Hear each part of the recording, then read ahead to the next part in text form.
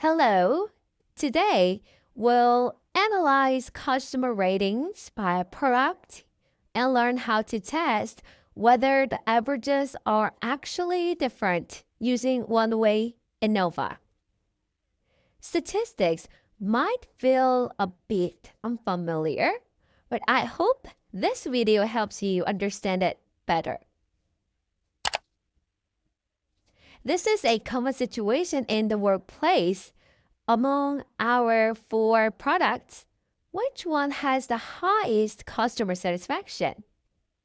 To answer this, you need to compare average ratings.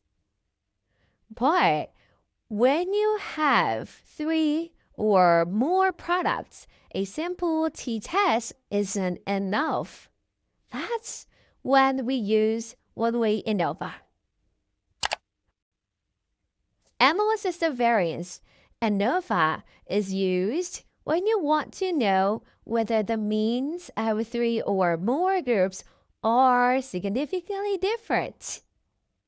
For example, are the average ratings of products A, B, C, and D all the same?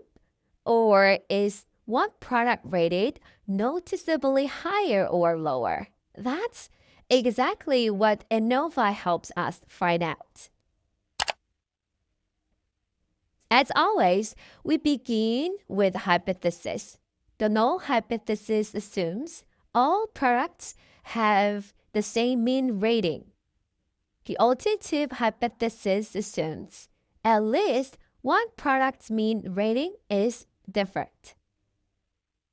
In simple terms, we are testing whether there's no difference in customer ratings by product versus there is a difference.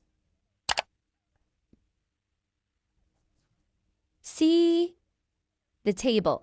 The average ratings differ slightly, but ANOVA helps us decide whether those differences are due to random chance or real effects. In ANOVA, we calculate a statistic called the F value.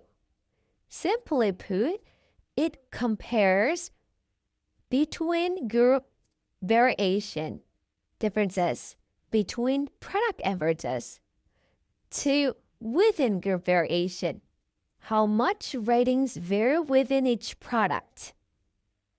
So if the F value is large, the between group difference is likely real.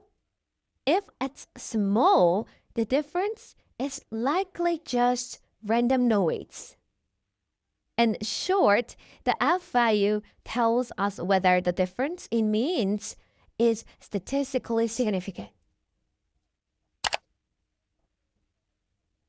Then we check the p-value derived from the F value. When p-value is smaller than 0.05, we reject the null hypothesis, so significant difference exists.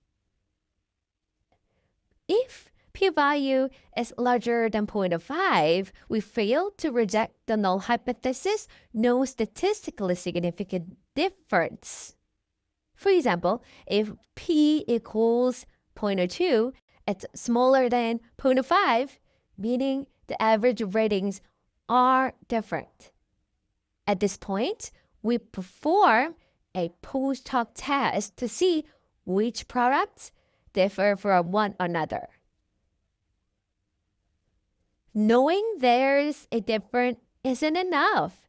We need to know where that difference lies. Tests like Tukey or Von Verny comparisons help us specify, say, product D is rated significantly higher than A, B, and C. For example, the marketing team might want to know which product is most loved by customers. If product D's rating is significantly higher than the others, they could focus marketing efforts on D or use this insight to improve the other products. Also, by looking at the number of reviews and standard deviations, we can identify whether satisfaction is consistent or if improvements are needed.